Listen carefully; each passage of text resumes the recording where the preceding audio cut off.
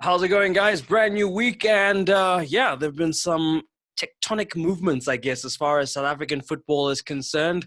We still don't know when we're going to play, but there's been other stuff happening at the upper echelons of South African football. So we'll tuck into that in a moment's time. But let me welcome my panel of Velile, Mnyandu, Jonty, and Mazola, Molefe. Hi, guys. Welcome to the brand new Front Runner Football Podcast, part 1 of 2. Has it? Good evening. You're usually very talkative, guys. And now you're just nodding your heads. Zoom only jumps to your pain if you make a noise. So just keep that in mind. Yeah, so I guess, guys, the big news at this point in time is, let's start with SAFA, I guess. Them getting rid of both Game Mokoena and Real Duaba.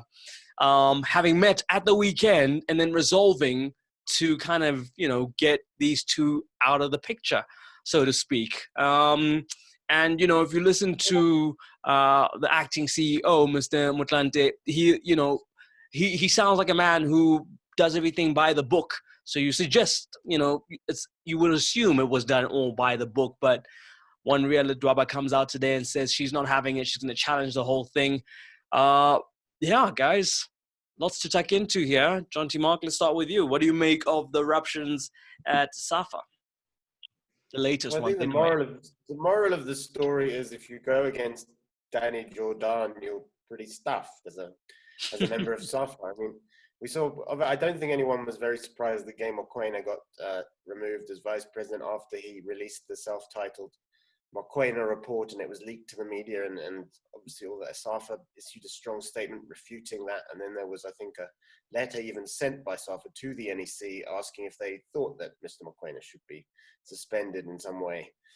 So I don't think that was too much of a surprise. The Ria Dwaba one, a bit more of a surprise. Obviously, she was the first ever. It was quite a statement when she was named vice president, because she was the first ever female vice president in 2018 when she was named, and SAFA said that they're going to, that they will now elect another female.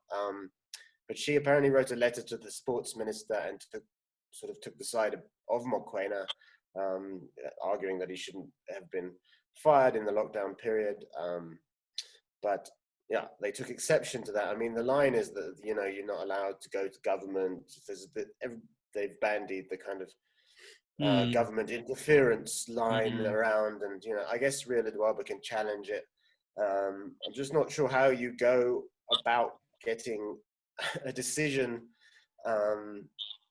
in the face of Danny Jordan and his kind of rather autocratic leadership of the South African Football Association. Well, that's the thing. I mean, Mazola, that's the point that they're kind of making, is that, hey, man, this is a board instituted via voting principles, and these are people who are elected to be on this board, and they took a collective decision as that board, which they have all the right to do, to get rid of those two people. What's her case? Yeah, look, it's very difficult if you listen to what she said and some of the comments she's made in local media. Obviously, since the story broke on Saturday night, I think it was, you get the sense that she was only really removed because she was challenging some of the decisions. And you have to track back to what those decisions are. You have to track back to the Game Mokoena report, to the Dennis Mambo report, to two of her predecessors who were in that same position as vice presidents, who were also, for lack of a better word, also removed, or sort of maybe even voluntarily, vacated their posts or their positions as vice presidents because of this alleged interference by the main guy, the president of the association, which is Danny Jordan, in what many have now labeled as a dictatorship of some sort, and nothing goes through without him making the final decision. Sort of the buck stops with him. In as much as, yes, as the president, perhaps a lot of the responsibility falls on his shoulders. But to the point you are making now, Kamza, that if everything is free and fair within the SAFA constitution, then that shouldn't be the case. It should be a collective decision. So it goes along with the theme that you speak out against the president, you will be removed. And I think there's enough. I think people are more inclined to believe what she's saying rather than not, because of past experience and what has happened with Mr. Nhlapo, what has happened with Elvis Shishana, what had happened with Dennis Mambo and Gay Mukwena subsequent to that. So there are so many examples to just, you don't have to look too far rather than those examples to say, okay, now it's happening to Ria, and the reasons are that she's speaking out, therefore she's being silenced. And there's plenty of that to go around. So to answer your question, the long and short of it is that I think she definitely does have a case. But, and I liked one of her quotes where she says there's a difference between intervention and interference, and at this point in time, I think, from what's coming out constantly from the Nasrec headquarters is that intervention is needed, not necessarily government or political interference, but actually intervention to sort of stop the rot almost. The association it's just in the midst of chaos, and you can't have leadership trying to stand up for what's right and being forced out in this manner. If what all those I'm counting five people in those senior positions within the NEC are to be believed. Savage, your thoughts on this one? Well, I think like what the other guys have said. I mean, if you look back in the history of SAFA, especially under President Jordan, almost all those who have been loyal to him, once they start to find a voice, they find a way of silencing them. And in fact, you can go back to the time when the Football Transformation Forum was formed, back in 2009. If you remember, Shoes Mazibuko, they were all on the same side with Tenny Jordan. You look back at Christina Matandani, you look at Chief Molononko Nyane, but come the time when they had to contest elections, these were the people who were on the opposite side. And then you come to the latest one, Mazola has just spoken about it now. Lucas Nhlapo, Elvis Shishana, and one of them once said to me, he feel like a used car.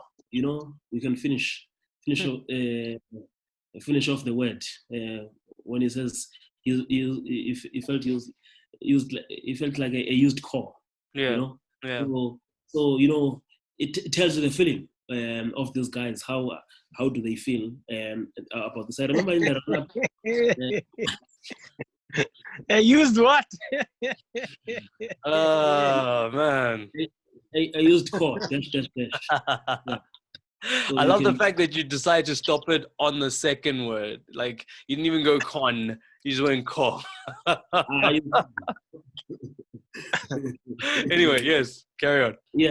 So if you look at this and you find that during this time, obviously, when there are those who would feel they've been used in the past, then there'll be a new wave.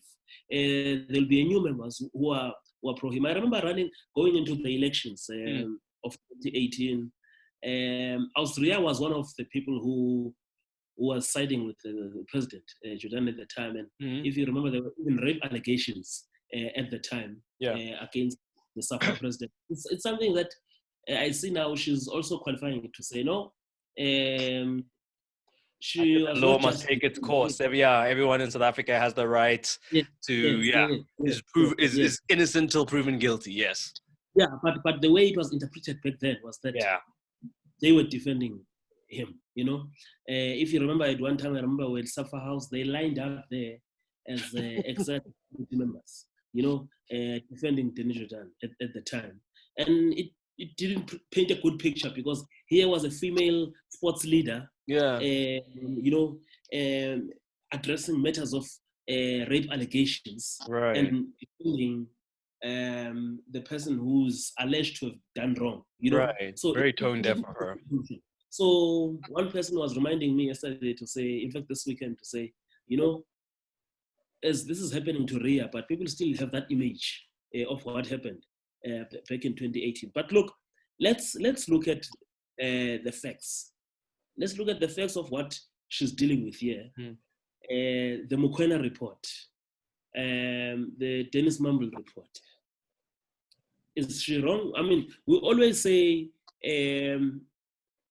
we must not elect leaders who are yes men or yes women for sure into this positions. Sure. And I think in this case, that's what she was doing, you know, to say some of these things cannot be swept under the carpet.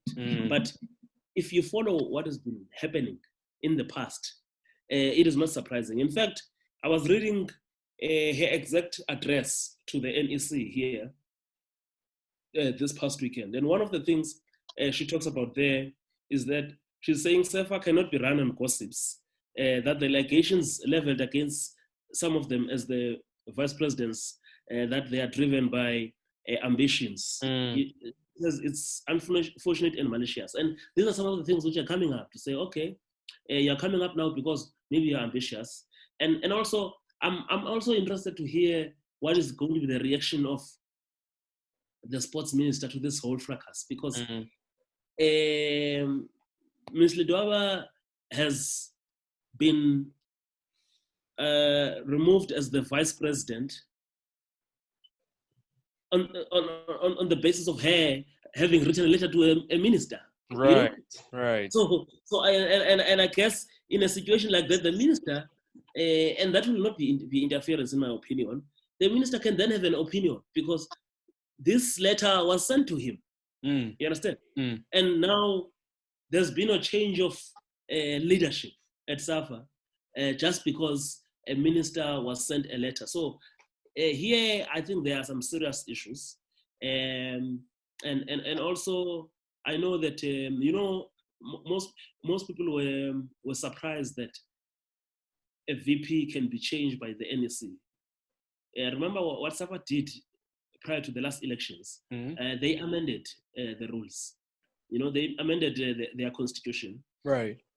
Because previously the vice presidents were elected by the membership during Congress. Right. But now what happened was that, like they do at CAF, you elect the executive committee, the council, and once you've elected them, then the council itself elects the vice presidents. But at that time, the council is just following the orders of the president. Right. Remember, this is the same thing which happened when a CAF president decided to change Amaju Pinnick, the Nigerian, and brought in Denis Jordan as the third vice president. This is the same thing that happened.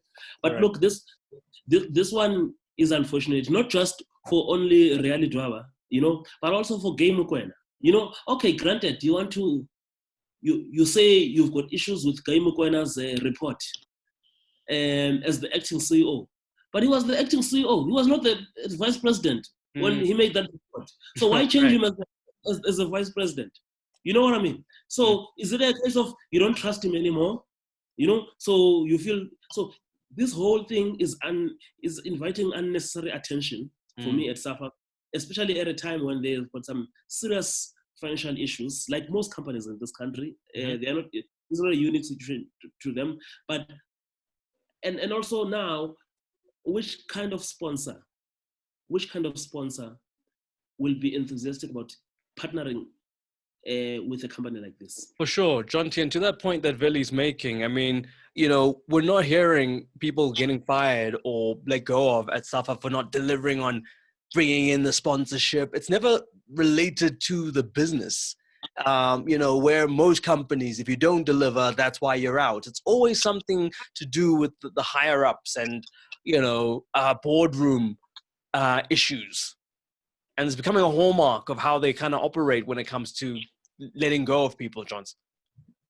Yeah, it does always seem to be political, and it does always seem at the moment to be when somebody publicly, or even if they've written it in a report to the NEC, it gets leaked to the media, and then it does seem like somebody who is anyone who goes against Danny Jordan at the moment seems to be removed from office. And that's obviously problematic leadership. If as soon as something is said against you, you just react by, using your power as president of the association to remove that person. And he'll argue he's not using his power; he's using the power of everybody. Everyone is in agreement. That's the line we hear. It seems quite obvious to me that those who are in agreement with the president are kind of being told to be in agreement with the president, and he's using whatever power he has to have them in agreement with him. What that is, I don't want to speculate, but it certainly doesn't seem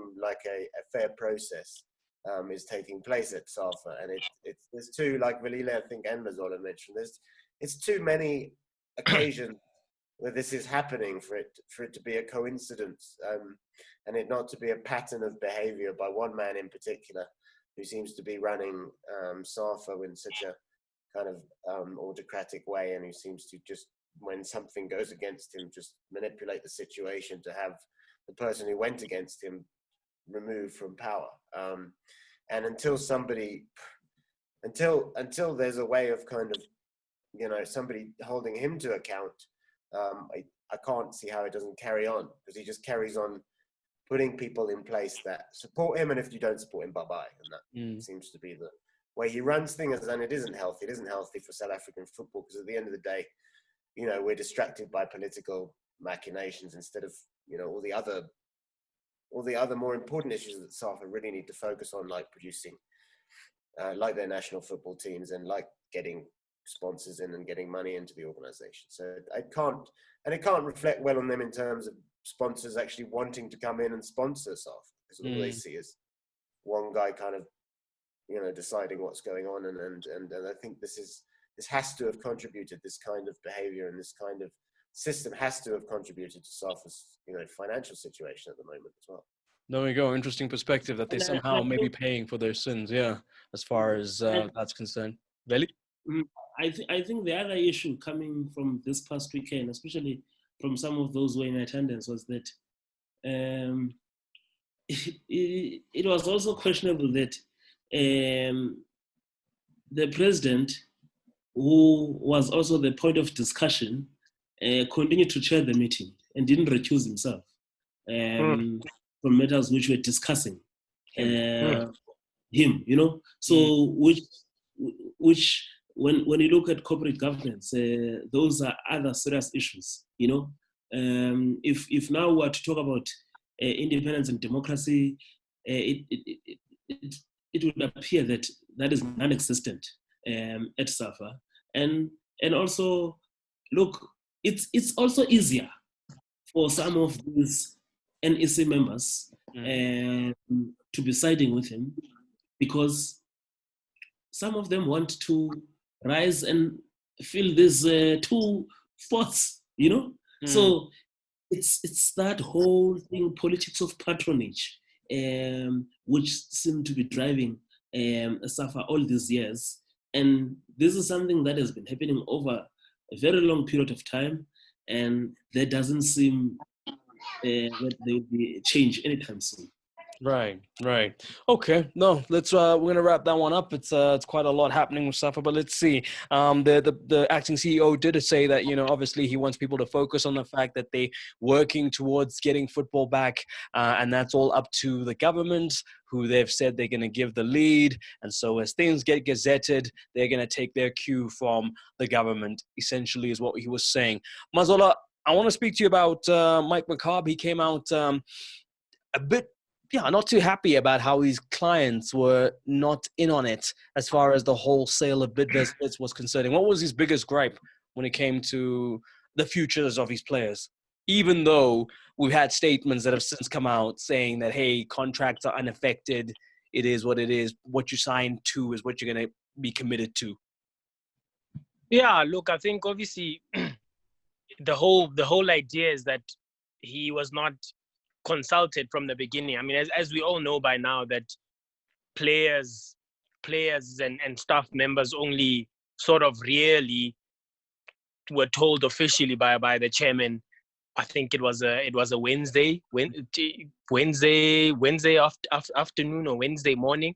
Right. Even though the actual official statement, I think, came out on a Monday evening.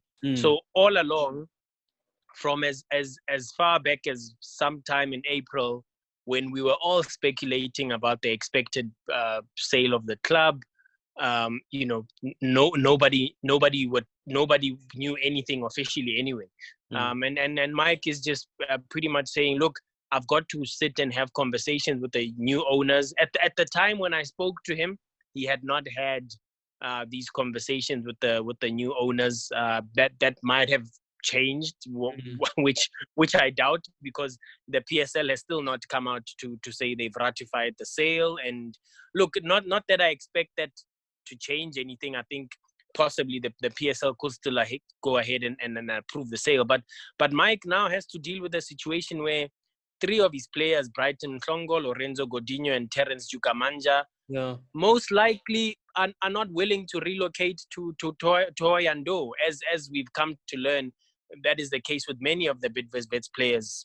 3 already having signed contracts with Mamelodi Sundowns, and 2 in Dion Hoto and Thulani Hlatshwayo are also believed or expected to sign contracts with Orlando Pirates, and many more. As we know, Chiefs are also in the picture despite the transfer ban for more.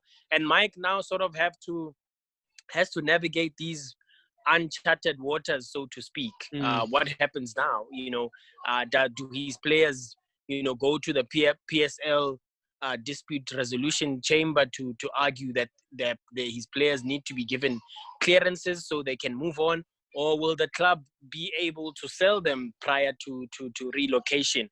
And I think also Mike was unhappy with some of the statements made by Sello Chokwe just the other week, where he said, the big earners at Bidvest and the coach must now find new jobs because they would not. They allegedly cannot afford them on their salary bill.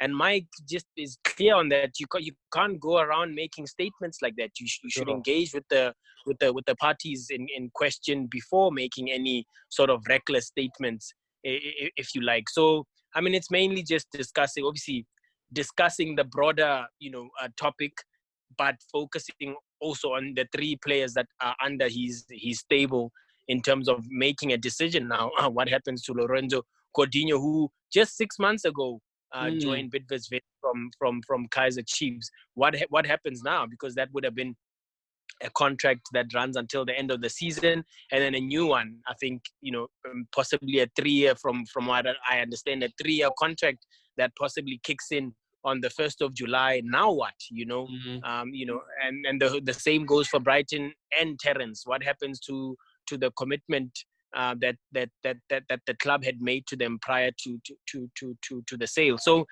I suspect a lot of other sort of club officials and agents with regards to players are in the same boat. If you haven't already moved your players to a Pirates or a Mamelodi Sundowns, you are pretty much in the same predicament. As of next week, new contracts kick in. Are the players going to be paid these new salaries? Are the agents going to get their agent fees?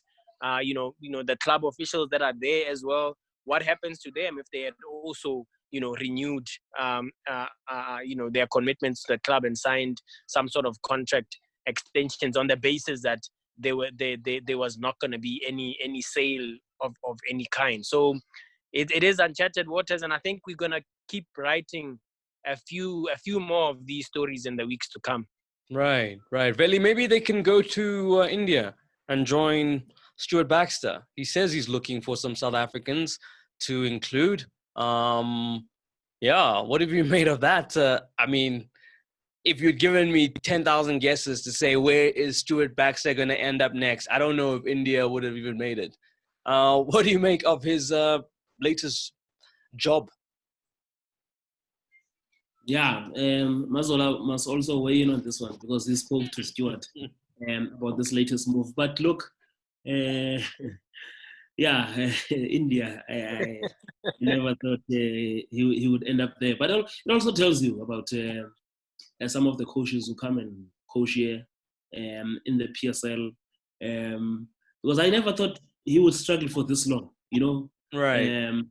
To get a job, or maybe I felt because he's closer also to some leagues because he stays in Sweden. I thought he would Right. find a club in Sweden, and I know that at some stage after the AFCON, even Cameroon were considering him as well.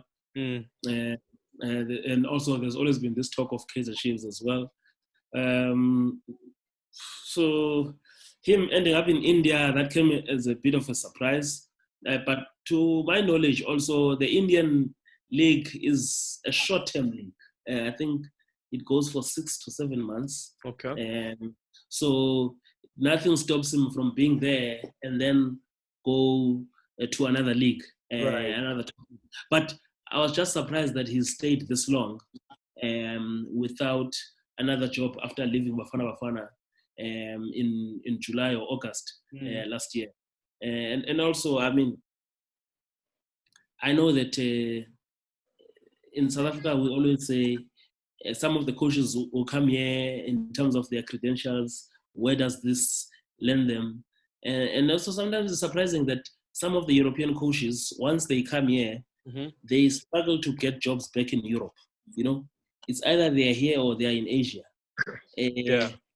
Yeah, you must look at. I think. So what is that? A European perception that maybe coming here is a step down? I don't know. It's up to you to look at it. But I think I only recall of Ernst Middendorp after coaching Kaizer Chiefs. Then he went back to Arminia Bielefeld. Right.